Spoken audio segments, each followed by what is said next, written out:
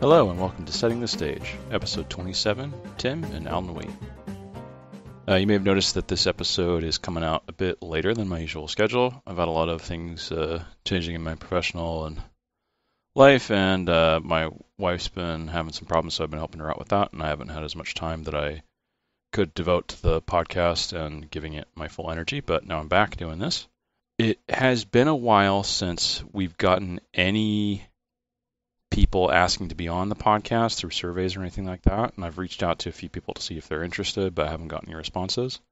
So I'm not sure when we'll have another episode. I'll probably have to try and drum up some more interest, but for now, you can kind of think of this as like a last episode of this season that's been a bit delayed, and then I'll work on trying to get something else coming out later. But thank you for listening, and on to the episode. Today I'm here with Tim, and we're going to talk about his D&D world, but before we get into that, let's hear who you are outside of the game. My name's Tim. I live in small town Iowa. I provide in-home care for people with special needs when I'm not doing various different nerd things. Yeah, that's tough work. Yeah, it's I did it for a few years right after high school, and then I started back again in April at the same business I was back before in it, because it pays better. Yeah. Oh, that's good.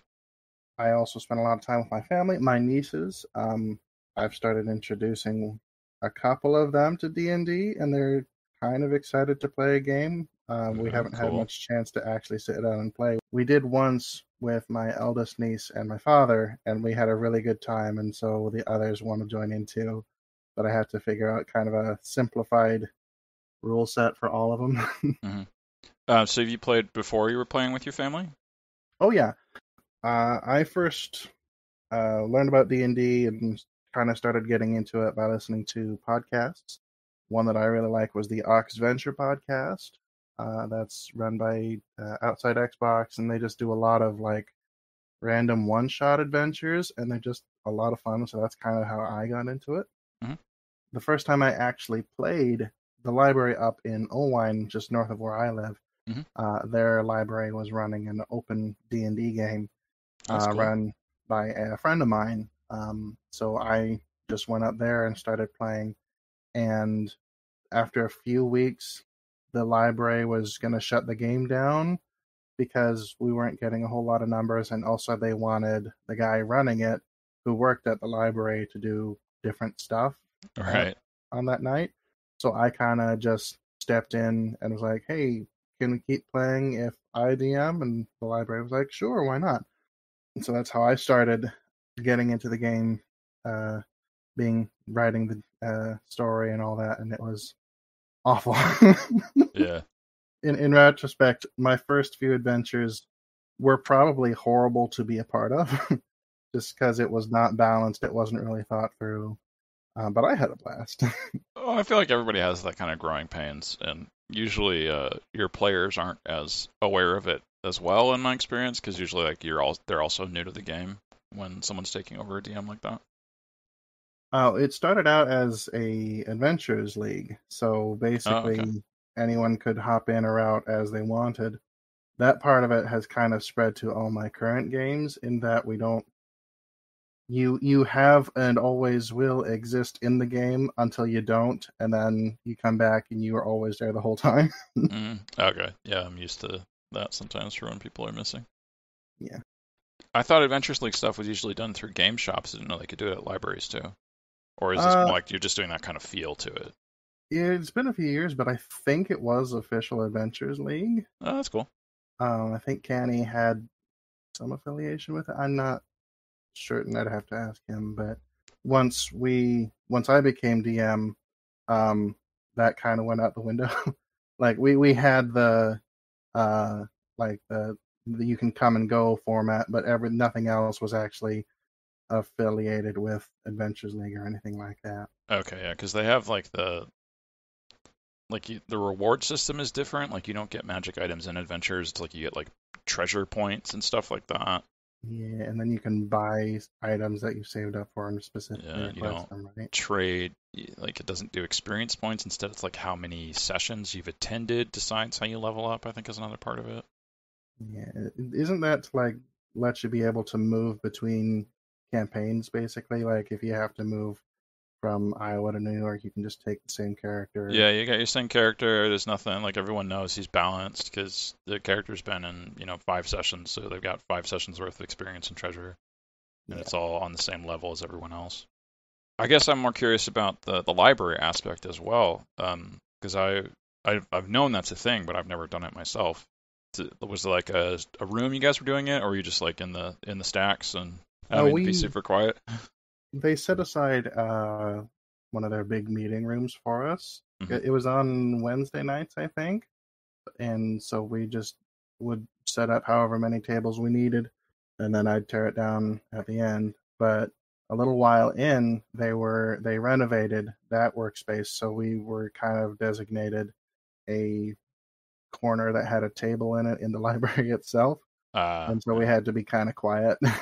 yeah, that makes it harder. And then when COVID hit, we kind of got kicked out. Yeah, of So course. yeah, and we that game's never started back up again. Okay. So right now, are you playing with just your family, or do you have like a separate group of friends as well? So when I was running the library game, I asked a couple of the people in that session if they wanted to start a game at my apartment Hmm. because I kind of wanted to do a more serious and more regular game with them. Hmm. Right. Um, and so that was uh, the guy who was DMing originally. He joined his friend Ryan, and then Colin, who was just kind of there at the game, and we all got friendly with him, and he's been in my game ever since. And then Ryan and Canny dropped out of the game after the first adventure was over, and my friend Derek joined in. He'd never played D&D before, but I don't want to say bullied, but yeah, I kind of bullied him into it. I bribed him by saying we could make Solaire of Astoria because he was a big fan of Dark Souls. Hmm. I learned by working with him how to translate video game characters into D&D, and that was a lot of fun. Yeah, it depends on the character. Like I feel like Kratos from God of War would be a lot harder just because of the power scaling. Yeah, that actual powerful characters would break every single game. Yeah, yeah, yeah. Dark Skulls has a nice like power progression, so that and everyone's still scared of monsters in that one, so that fits better. Yeah, it does. And also a lot of the powers and the items can easily be translated to 5e Hmm. because that's the system I've worked with this whole time. I've looked at the handbook for Pathfinder, and I'm somewhat familiar with Blades in the Dark, but Hmm. I've always just played 5th edition. Yeah, that's what you know. Hmm. And that's really clicked with me. And it's been the last couple of years that I've figured out how to stat things and balance things out so that it's actually reasonable. Because through the first few adventures at my place, they were either one-shotting a lot of bosses, or the fights were taking forever because no one was hitting, and it was just a slog. Hmm. Yeah, But now most big encounters, I'm happy if they last 5 or 6 rounds, just because it doesn't drag on, and I can sprinkle in some interesting events that happen in that long a time, yeah, even though that's it's about only right. technically 36 seconds. Yeah, yeah.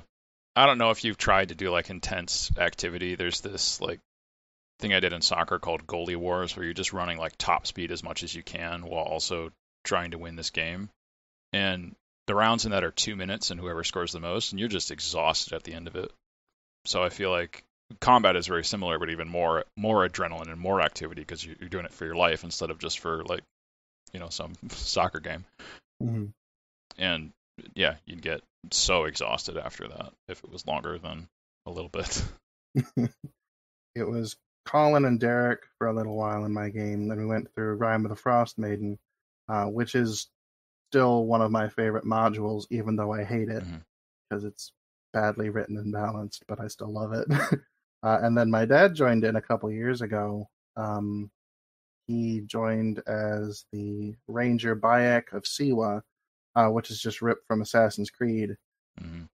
And we just had a blast with that.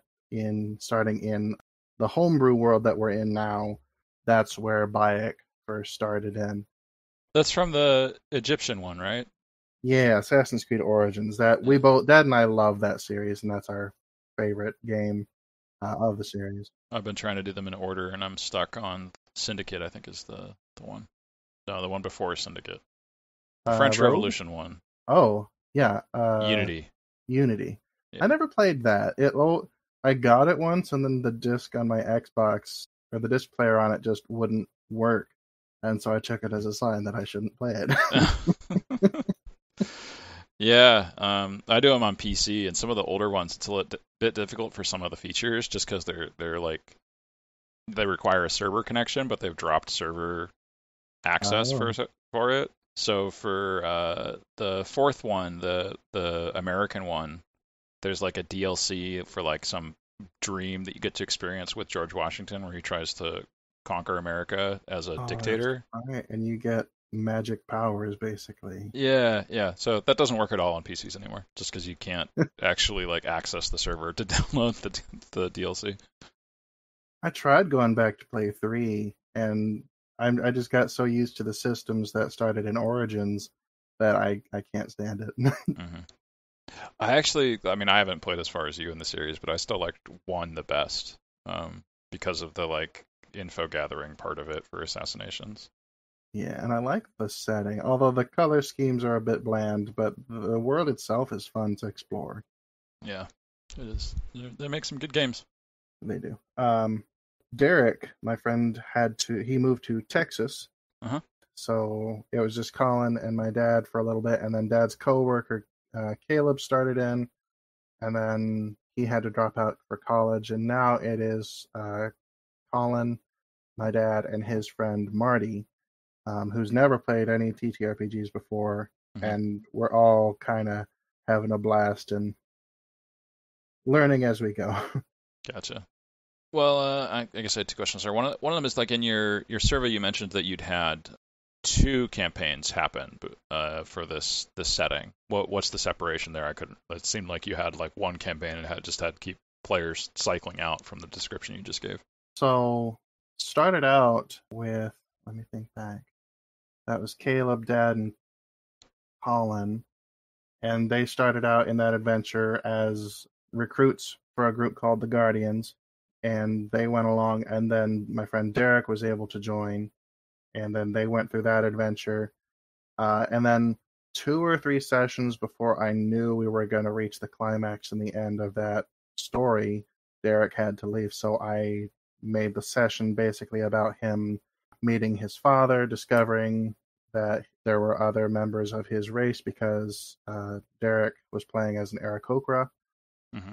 So we just wrote him out of the story, and I made him have a comeback as an NPC at the climax. Okay. And then it worked well enough that Caleb could make the very last session that we had, the big boss fight with the Beholder. Cool. And then we took about a month and a half off, I think. And I started writing this new adventure. And basically, the end of the first adventure, they traveled back in time 2 years and had a minor reset for events in the world. So the current adventure that they're on takes place around the same time as the other one started, with some minor differences and a completely different location. If we have any other people join out, I'm fairly confident we can write them in, because I do like to randomly throw NPCs at them, so we can do that with another player.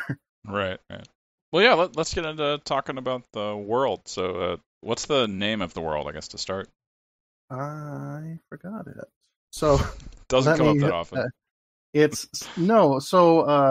I actually didn't name it until like 2 days ago, because it just never came up for a thing, but I Okay. found an interesting name. Ah, there it is. It is Alanui, which I just did a quick Google Translate, and that means crossroads in Hawaiian, Okay. according to Google Translate. How do you spell that? Uh, Alanui. Okay, got it. And then I also have, in preparations for this, I designed a actual map of the Oh. overworld that is accurate Ooh. to the current settings. Is the world like physically like Hawaii with like, islands and volcanoes and No, tropics? Okay, um, just I, I, yeah, I wanted, so I wanted it to be something like Crossroads, because there's a lot of random things that have been thrown into it, and mhm, it seemed somewhat apt. And that's just the one that I liked out of the options that I came across. gotcha.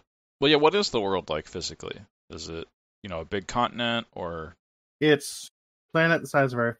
Basically, the only habitable portion is about the size of Montana. Everything okay. else is completely barren wastelands, like it completely inhospitable. And that was a result of a war that happened 250 years ago that virtually erased all history, um, and almost wiped out all of life on the planet. Ooh, Yeah. So my world doesn't have a lot of like rich lore or very long backstories because history stops after about 250 years. well, I feel like that's actually encouraged by fourth edition. One of the things that the base game expects is that there's like all these ruins everywhere for people to explore. So having a devastated world kind of fits with that. Mhm. So yeah, what happened to the world like 250 years ago? Was it like So, a nuclear apocalypse or something like that? no, it was just basically there was a century-long period that is currently known as the Great War. And it starts off with just a bunch of portals opening up across the planet and letting out hordes of monsters from another world. Okay. And that lasts about 5-10 years, before they're all closed and the one responsible is imprisoned. And then right after that, a meteor of pure adamantium crashes down from space. And when the survivors realize just what a valuable resource it is, it starts another set of wars, which last about 20 years as people fight over the whole meteor. Leaves about 2 million dead. And then right after this, a lich becomes active and resurrects basically all of them and tries to wipe out all the rest of of the living. He's defeated, which is followed by a period of natural disasters. Volcanoes erupt. There's a lot of earthquakes, and the world. They think it's basically falling apart, but it sticks together. Okay. Well, yeah, that does sound like everything happening at once. Yeah, and then the last year of this period, the person who opened the portals at the very beginning, he gets free and tries to open one big portal to bring through an Aboleth, who had been manipulating events from its world the whole time because it had mentally dominated the dwarf who opened them. Hmm. Um, and the survivors barely managed to prevent the portal from opening, but it is built in such a way that they just can't like destroy it. Okay. So basically, their solution is to throw it into a lake and throw magic at it to try and keep it from opening again. That uh, seems reasonable to me. yeah, This is a lot of different things. Like it's still not just like one apocalypse. This feels like five. this whole period lasts a full century, and right at the end, the survivors, which are about 100,000 people, the entire world's population have survived this, so they'll be able to survive. But they realize, it kind of gets revealed to everybody that the leader who had been basically leading the resistance the entire time was actually responsible for opening all the portals in the first place. Mm, he and his brother had been experimenting with magic and just opened a portal once, and that let the Aboleth dominate one of them, and basically that set off this long chain of events that led to the Great War.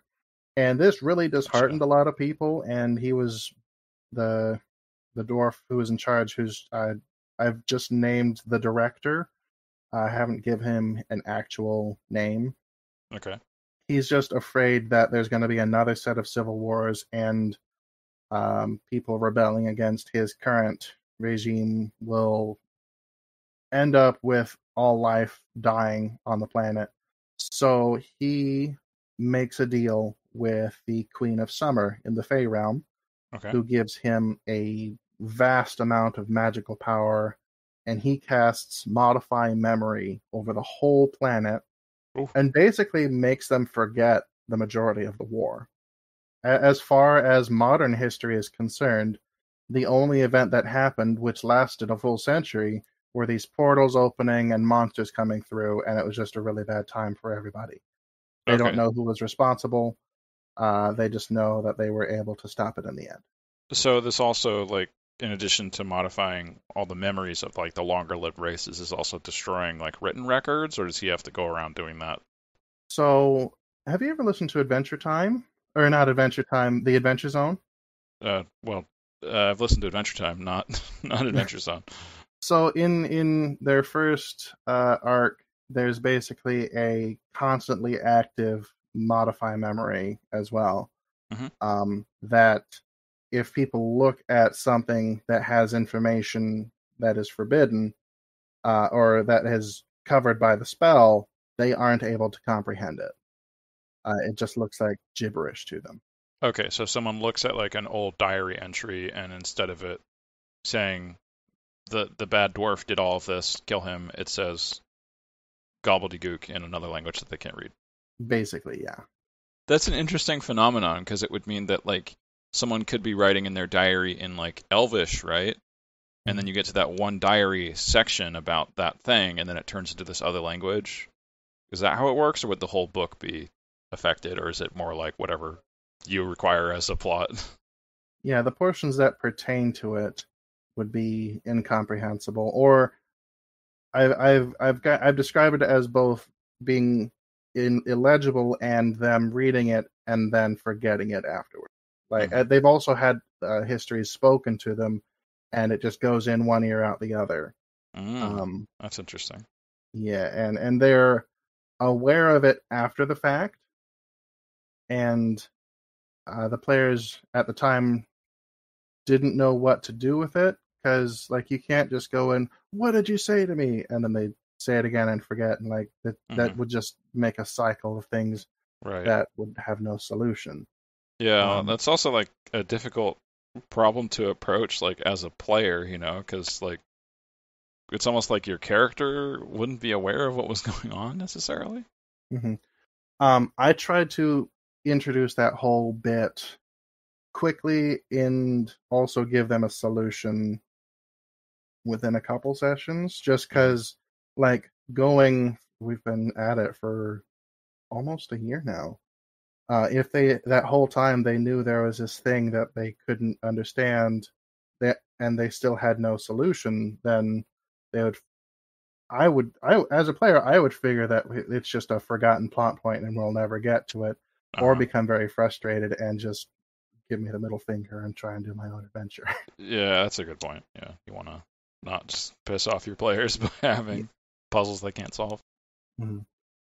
Okay, so you mentioned like a bunch of natural disasters. Do people still remember those?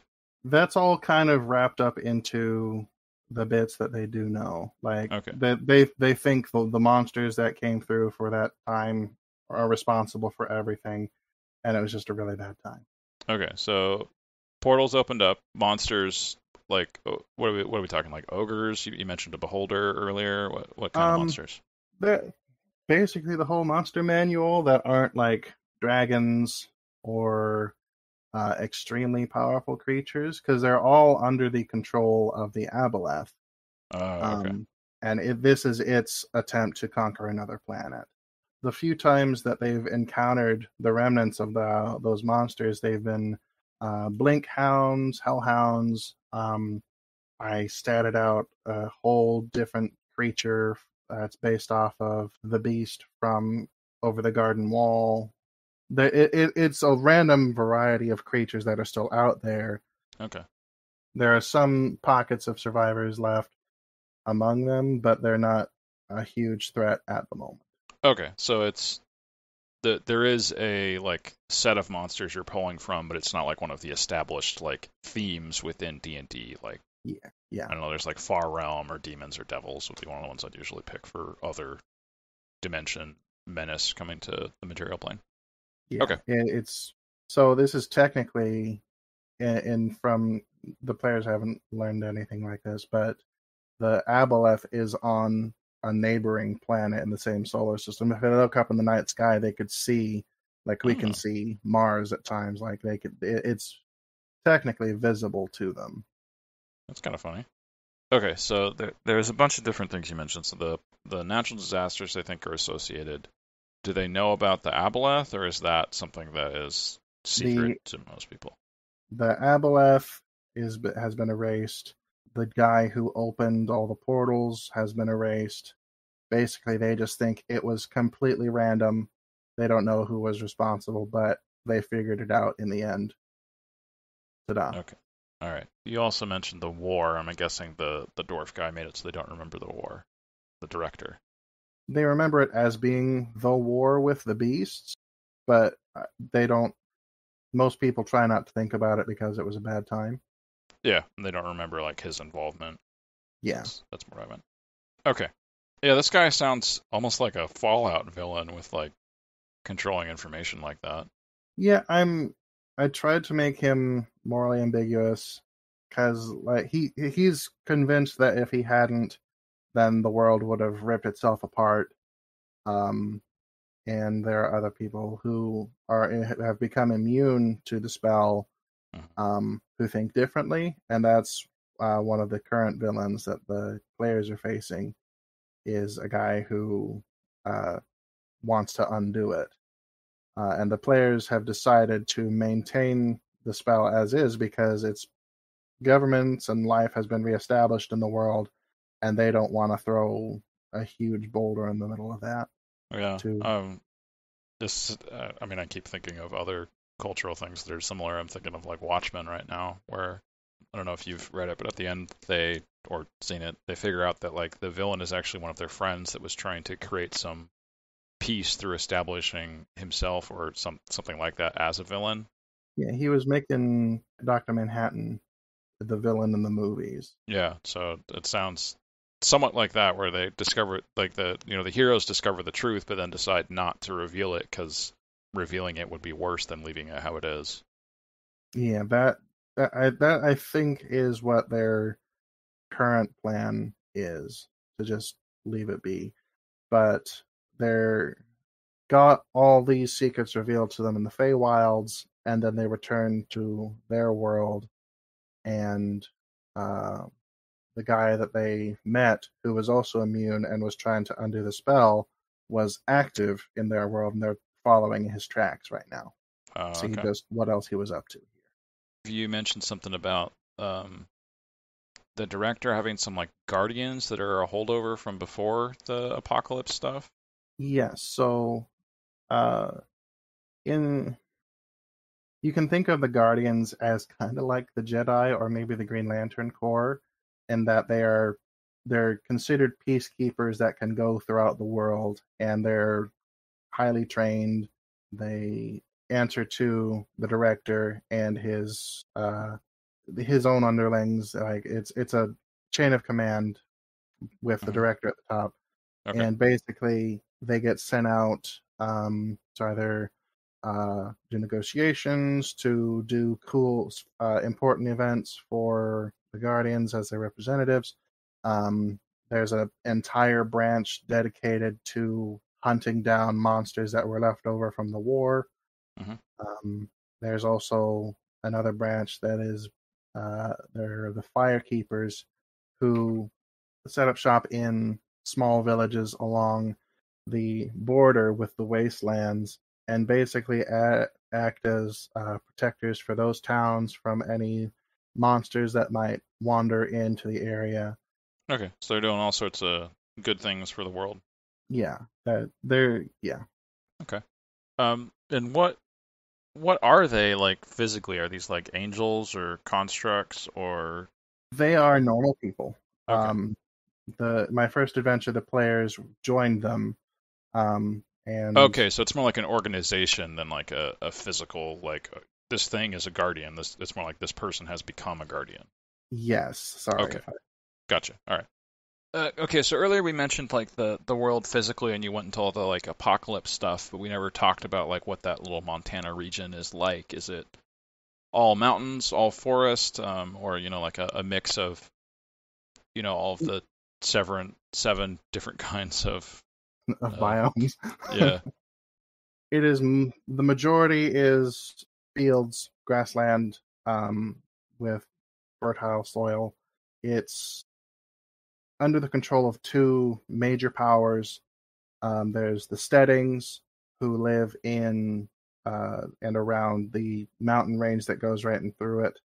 And then there's the tribes who live in a desert that's reachable only via going down a sheer cliff, and it just is this wide expanse out just along the side of the steadings themselves. Mm-hmm. The northern half of it is mostly used for growing crops.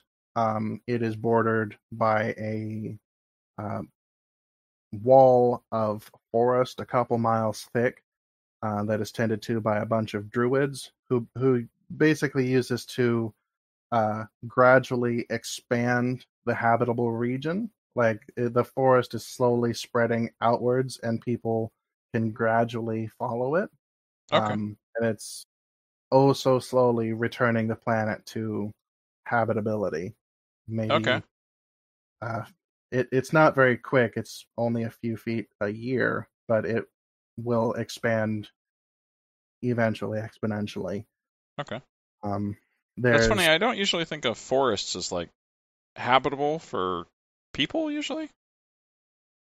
Yeah, so how I've kind of got it is it's called the Wallwood.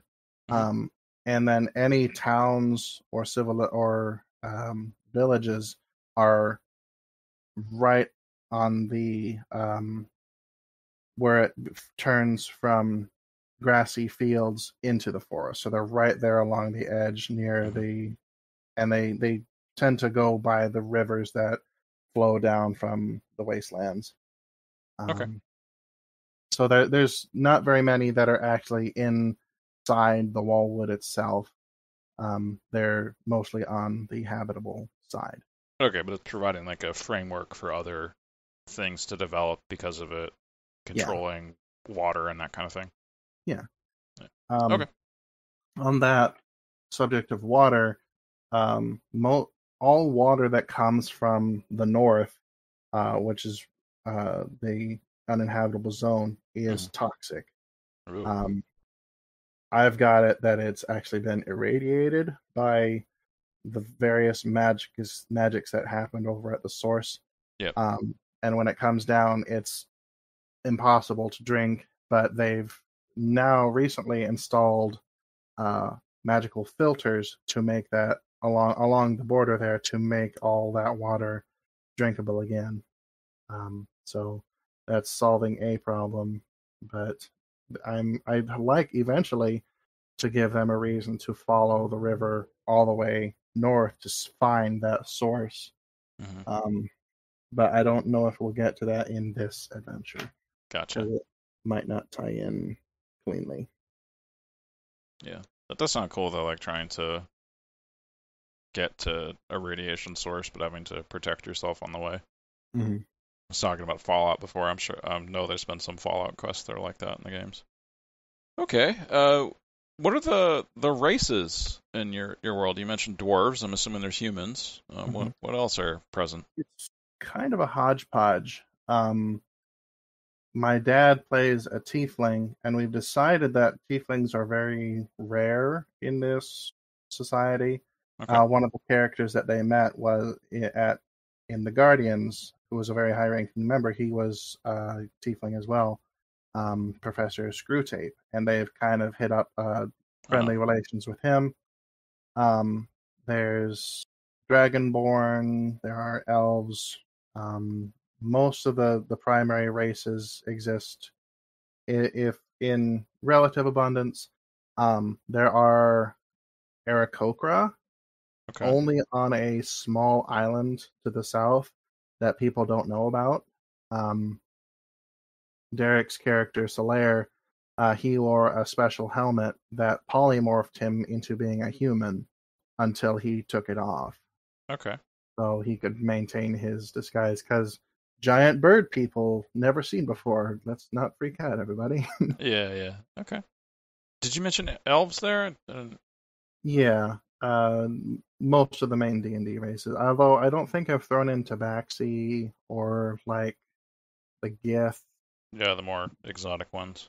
Yeah, Yeah, everybody's all about Gith right now because the Baldur's Gate just came out. yeah. I don't. I'd like to play that, but I'd need to buy the new Xbox Yeah, yeah. or get a better gaming computer. It's an investment. Yeah. Hmm. Um, in your survey, you mentioned that dwarves had been mostly wiped out by the apocalypse stuff. Is there a reason they got targeted more than other races? Um, I think I put that in erroneously. Okay. Because now that I've actually thought about it, the players have been dwarves. I haven't actually made it a part of the world that a dwarf is rare.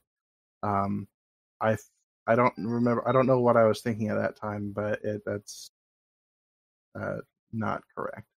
My Okay. bad. Well, yeah. I think that's also part of designing worlds is adapting to what you want to do later on. And in your survey, you also mentioned furbolgs being more of like on the same realm as tieflings, and I feel like they're not usually a base race in people's campaigns. Yeah. So I one of the characters that the players regularly encounter is a furbolg named Barrow, who Hmm. is actually one of the few times I got to be a player in a campaign, and I just kind of fell in love with the race and the character. So there's just these roving bands of druids who tend to the wall wood, who assist the farmers, help crops to grow faster with their magic. Like most of them have joined the Guardians Hmm. because Barrow did way back. He was a founding member. All of them live in the north and are just working in the forest on their maintaining it and just keeping things growing and gradually expanding. Okay. They're not a common sight in most cities, but where the players are, they're not uncommon. Okay. So they're kind of like a druidic race, Yeah, and sounded like somewhat nomadic from what you were describing. yeah. They patrol the entire border and just kind of wander around the area as they feel the need to go. Gotcha. Do you want to talk about like different nations in your world or gods first? I can go to nations because I touched on them a little bit, but not a whole lot. So the true primary powers in the world are the Steadings and the Tribes.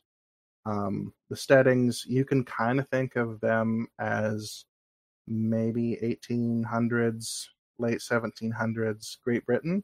Hmm. Um, Industrial Revolution is starting. They have trains. There's the beginning of automobiles, Ooh, and cool. factories are popping up here and there. Um, they are also experimenting with like uh, bigger forms of construction without actually thinking of the consequences. One of the big things that the players encountered was the Dimsdale Dimmadam, which Dim was Dimmadan, not yeah Dimmadome. owned and operated by Doug Dimmadam. Of course. in the city of Dimsdale, because I just had so much fun with that one. Yeah. And I modeled it after the failure of the St. Francis Dam in California, I think back in the 30s. Okay.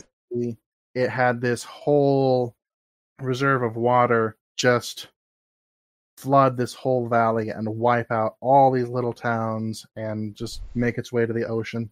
And while the players were in this area, that happened. Um, Oh, that's cool. and I had a whole lot of fun calculating. Okay, how fast did the actual tidal wave go, and how would that calculate over to D&D? Would any of them be able to outrun it? And basically, Bayek had a horse that he could summon from a ring, and Okay. he was, because of the game's calculations, he was able to outrun the tidal wave barely and warn Dimsdale. Um, Okay. and it was this whole big scene where they severely reduced the number of casualties, and it was really cool. And I just had a whole lot of fun designing and working that out. Yeah, that does sound really fun. They're starting to experiment with muskets, which I also translated into into 5e like stat wise. So basically, anyone can have access to magical damage. I thought Um, 5e already had rules for muskets. Did you change I those don't or? know. I It wasn't in the DM's guide, and I don't know what expansion book that would be. Um, I thought it was in the DM's guide. No, no, I'm checking. I gotta know. okay, unless I've just overlooked it entirely, which could be. But I just made them. If they are on the DM's guide, they're probably like real muskets that shoot lead balls or something like that. If I had it near at hand, I'd look, but I don't. Um, but Well, go ahead. I'll look while you keep talking. mine, basically, you have a spell contained in a glass marble, and you put that in the gun, and then it explodes in there and is directed out the barrel. Okay. So that lets the choose from like fire, ice, lightning, and force damage. Oh, okay. Um, Cool. because you're basically using either magic missile, scorching ray, ray of frost, I think. So Okay, so these are spells more like like wands that anybody can use than guns yeah, in a way. yeah. They Okay. don't do a whole lot of damage, but it's magical damage, so that can be very helpful at times. Yeah, if something has resistance against, non-magical weapon attacks, that's a pretty common thing. Yeah. I found those rules on muskets. They're on page 268. Hmm. Uh, Okay. that sounds like you already have your own satisfying homebrew stuff. So. I'll have to find. You said 268. Yep. DMG 268. I'll look at that later. Okay, so your world is kind of steampunk then. That's the kind of cultural feel Yeah, to it. that portion of it is, yeah. The tribes I kind of based off of ancient Egypt and a mix kind of I think it was Maya at the beginning. Like they are very technologically, they're not anywhere near the Steadings, but they've kind of gone a whole different route of um they use magic almost as a common thing. They traverse the sands on these ships that they basically wooden canoes that they just propel with wind, kind of like the Hmm. sand gliders from Avatar. Um, Right. Yeah, I know that. Part of their culture is to raise and domesticate some of the monsters that live in the desert to be able to become like beasts of burden and stuff like that. So they haven't been there very often, but if they were to, I've added in people riding around on giant scorpions, things like that, using various monsters as non-hostile creatures, and I tried to make it just a different path from the steadings to keep them as a kind of a rival and an adequate military power. Okay, and they're it sounds like sort of like nomadic herders from what you described with that. Yeah. So they're split into there's four major tribes, and then there's a bunch of minor tribes, but the four major ones take turns performing various roles in the region. Like Okay. some will tend to the complex of temples that are specific to the gods that they hold as like the top gods in that they worship. Hmm. um, they'll take turns tending to that. They'll take turns working the fields, being the primary military force, and then to maintaining the few permanent structures throughout the region. Like the four big tribes will take turns doing those, and then the smaller tribes will assist or just go throughout them all as Hmm. they see fit. Gotcha. My dad's first character came from one of the bigger tribes, and it was a plot point that his tribe got wiped out so Oh, that they wouldn't be able to tend to the complex of temples, which is where, like, buried underneath that is the adamantium meteor that they fought over during the Great War. right. So they don't know it's there, but the people who were active as the bad guys during that campaign knew it was, and they wanted to get their hands on that resource. So they threw off the rotation so that their people would be able to get into the temple and start working it. Okay, I see. Yeah, that's definitely a very valuable resource. But those are the two primary government bodies in the area. Their relations have always been tense Hmm. because the Steadings kind of consider the tribes to be backwater hillbillies.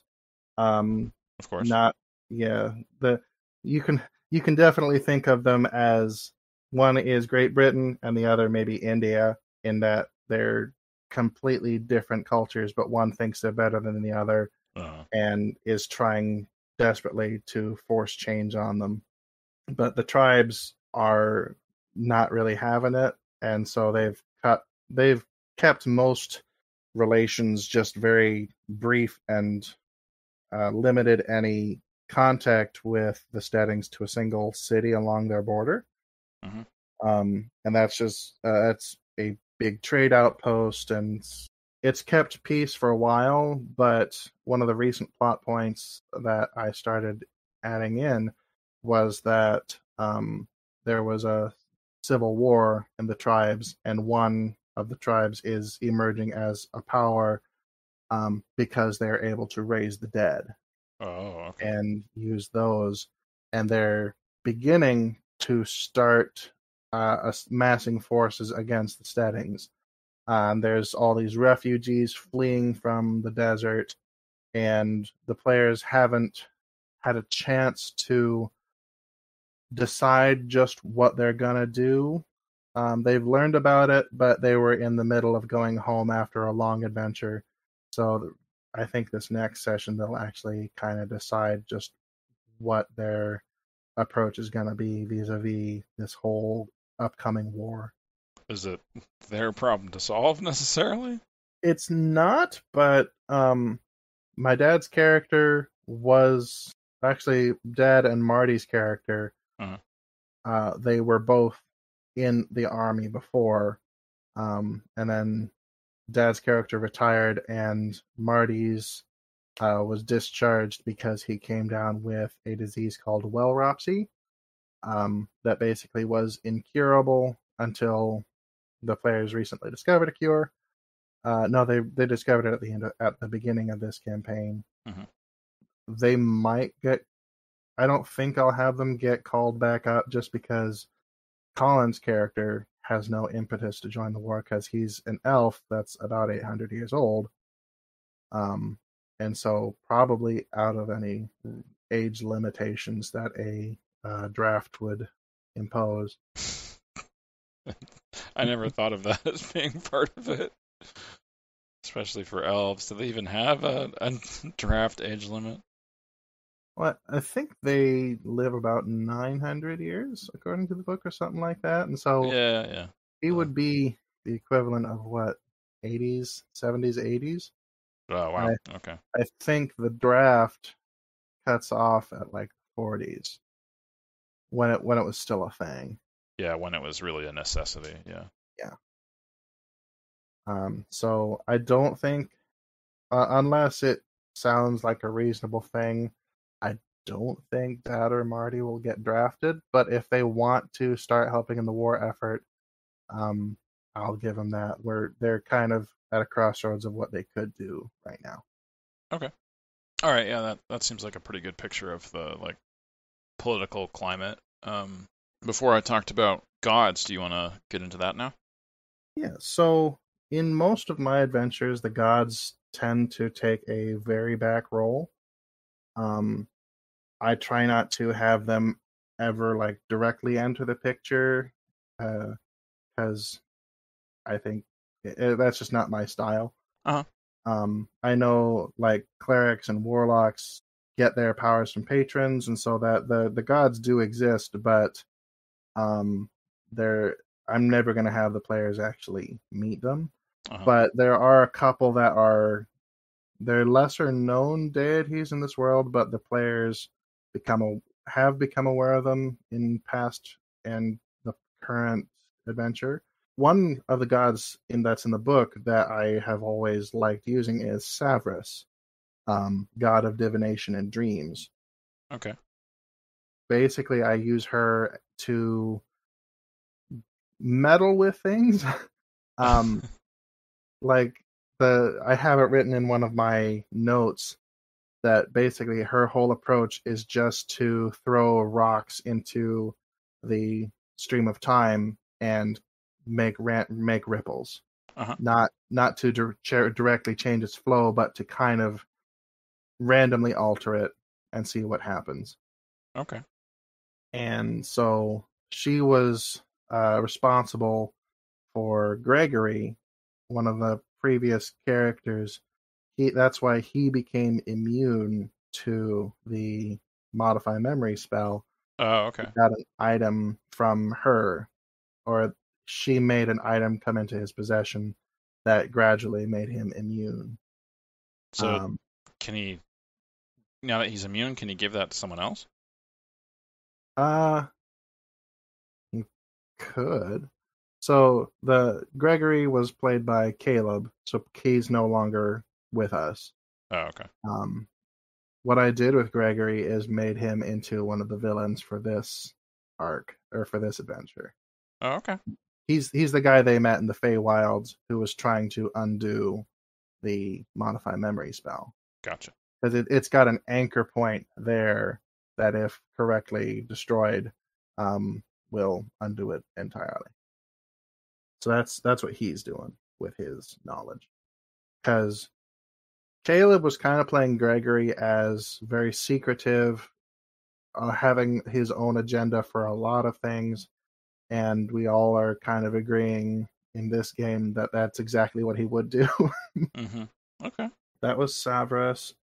She has also given my current players like minor boons, just because uh, they helped avenge the desecration of her temple Mm-hmm. in their area, and so she figured they would be interesting rocks to throw in the stream of time, and gave them all some minor abilities.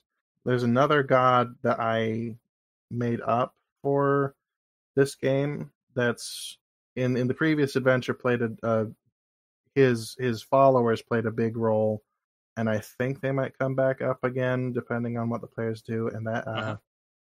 that is Bentus, the god of tradesmen, travelers, and the forgotten. Basically, his worshippers now, he gave them the capacity to travel between locations through gateways Okay. that they made them all in within his temples. So you can only step between the various temples of Ventus, but they are kind of scattered everywhere. And so only the group, they're called the Sun Guard. They're the only ones who know about those gateways, and so they use them kind of for their own benefit. Oh, that's cool. Um, the first group of the first adventure, the players gained access to these gateways. But I don't know if I'll have the current adventure use them, and I'm still deciding on Okay, so they don't want to use those for trade. They want to keep them secret for some sort of power hoarding thing. that. Yeah, kinda. The Sun Guard are kind of so they were originally formed during the Great War to fight the undead Hmm. that were raised by the Lich, and then he got erased from memory, so they don't know their own heritage, and they Oh. are kind of existing in as kind of bounty hunters, kind of mercenaries for hire, um, with their own minor agenda, but they're relatively benevolent, but this ability, this capacity that they have as a group, they don't really feel required to share with the world. Hmm. But they use it mostly to keep from having to ride trains. It's funny having a industrialized society for D&D, which is usually like, high fantasy, and then teleportation is still better than trains. As for like other gods and things, the players usually follow like the D&D list of gods if they Uh-huh. need one.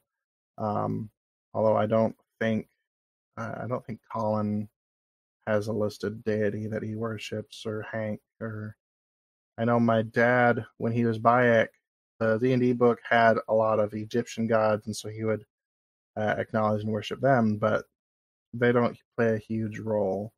Um, but there are a few like entities that the gods have put into the world that they have encountered. One of them is the Tagat Agasta, which is uh, basically this book that contains living letters that basically whoever opens it, they are able to read and know the intentions of the person who opens it. And if they think that person's worthy, they will change reality to fit their needs. Like the way they used the players used it in the first game, Bayek consulted the book, and it opened a portal back in time to when his tribe got wiped out. Oh, okay. And they went back and prevented it and defeated the one who had set the whole plot in motion, who had been their villain throughout the whole campaign. And they took him out before any of his major plans were set fully into motion. Okay. That's a very strong power. But like it'll only do that once for a person, and only Okay. if they think they're worthy. So it is kind of a Deus Ex Machina, but I don't. I'm gonna try and not implement it too often, or Well, try and find different ways for it to work. Like, because the lore behind it that I have written down is basically they are believed to be the origin of language and are basically untapped potential reality. So they could change anything they want to, but they have their own set of rules as to how distance works, and they maintain those rules as as far as they're able to. yeah, that's a really interesting one. I mean, the easiest way to control that application is to just make it so the book isn't easily accessible like other artifacts. You Yeah. use it and then it disappears. This one, they had to reach it to begin with. They had to go through this whole temple complex, and they got to a locked door that they were supposed to find like a set of keys for, and to explore the whole area. And by exploring, they would find some magical things that would help them, that would restore health and Hmm. their spell slots. And then they ignored all of it and kind of just forced their way into the locked room because they got through on a technical, because there was a window open and one person managed to squeeze through it. And that was my mistake for designing it like that. And actually, when I stated that it was like this, and they took advantage of it. So, like that, it was my fault that they skipped it, but they shot themselves in the foot, and I told them so afterwards. I don't know. It sounds like they outsmarted you, and you're just angry. Oh, they did, but they were also went into the next encounter with virtually no spell slots and all that basically have health. So they, I even told them beforehand that it would benefit them to explore, and then they didn't. So On your survey, you also mentioned that you have some gods that you like bring between different campaigns. yes, so they're the Tagatagasta was made for this campaign, but I'm adding it to my list of items that will move between worlds. Oh, cool. Just because when I make something that I like to move it to different places because Yeah, hang on to it. A couple of the other things that have moved through between worlds are from my very first adventure that I wrote. One is a gold dragon, whose name I have forgotten. No, it was Nazir, I think. But he, after the very first adventure, he basically uh, created the species of Warforged on his planet, and his assistant, Philip, they now travel the cosmos as the owners of a blacksmithing business. Okay. And like he's set up some branches of it in different worlds. They met Philip, and he was a very helpful character when we did Icewind Dale. I don't think I actually put him in the first adventure in the current world, but I know he's going to come around here soon. And So then there's interdimensional franchising. so one of the villains is actually a invasive species of interdimensional Walmart. I saw that. I wanted to ask you about that. I can get to that shortly, but the other creature that moves between worlds is actually from a short story I wrote back in high school that I just wanted to throw into that first adventure and has been a staple of everything else. And it's just this creature made entirely of shadows that it was in that first adventure the last of its kind, and it has been slowly making copies of itself. And it just wants to find a home that it can live in and like make its own society. It's not hostile or anything, but it has been used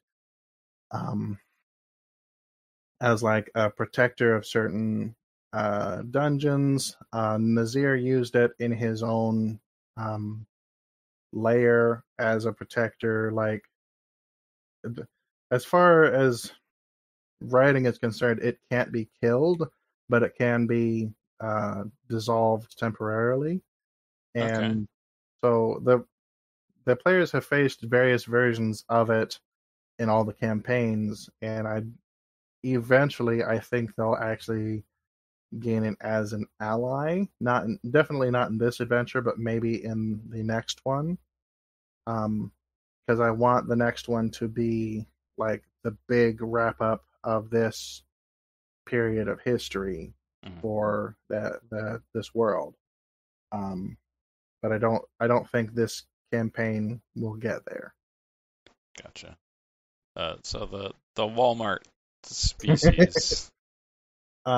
So in the first campaign, they went to a place called Downtown, which was a town, basically a train hub in the middle of the mountains, and it was home to the world's first Walmart.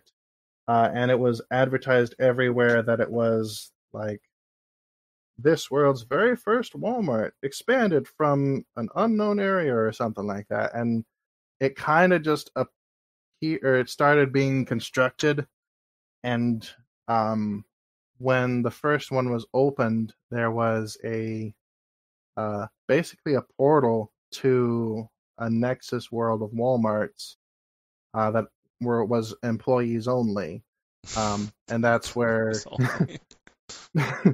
um, and basically that's where people were coming to train the new employees. And once this Walmart got up and running, they would close off that portal, and the Walmart would begin to open other branches in the world.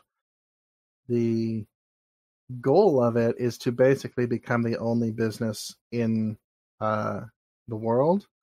So, and it offers basically everything a Walmart does, except for some of the different technologies and stuff like that. But it had like great value brand bow and arrows, bicycles. Like it had Cheetos. It was this random thing that that very much reflects my DM style in that if I think an idea is funny and I can somewhat make it work, I'll throw it in.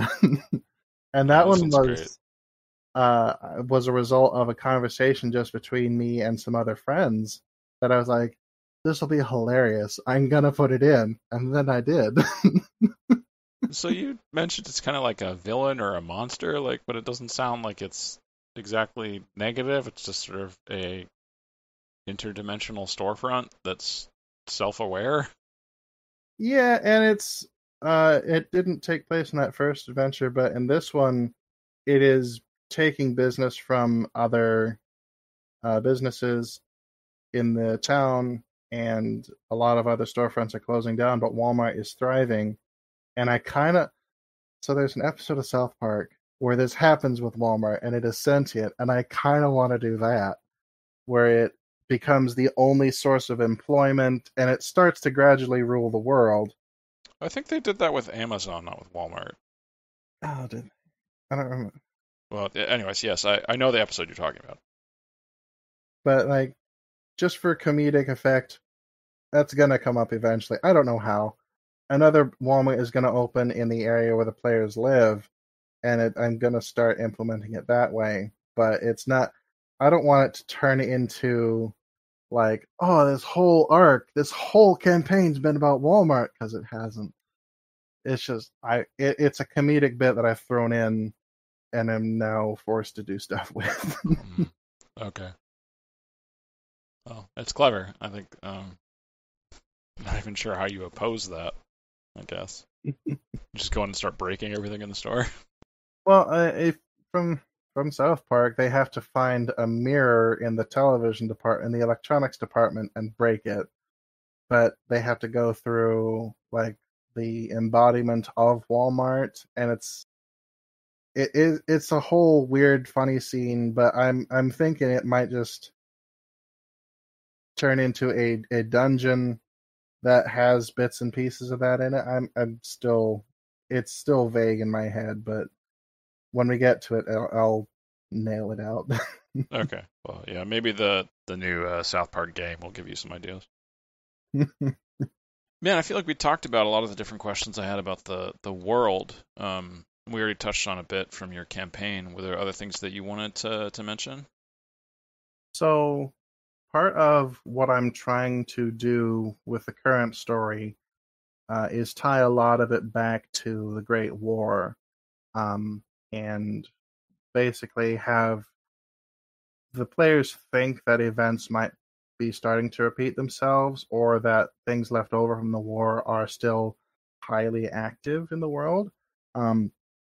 The resurrecting dead by the tribes is actually because one of the Lich's acolytes, back when he was about to be defeated, this guy saw the writing on the wall and was like, okay, I'm out of here, and kept his head low for the next century or so. This Lich was one of the bad guys during the apocalypse. Yes, time? He was right after the meteor fell down. He started raising armies to wipe out the survivors and stuff like that.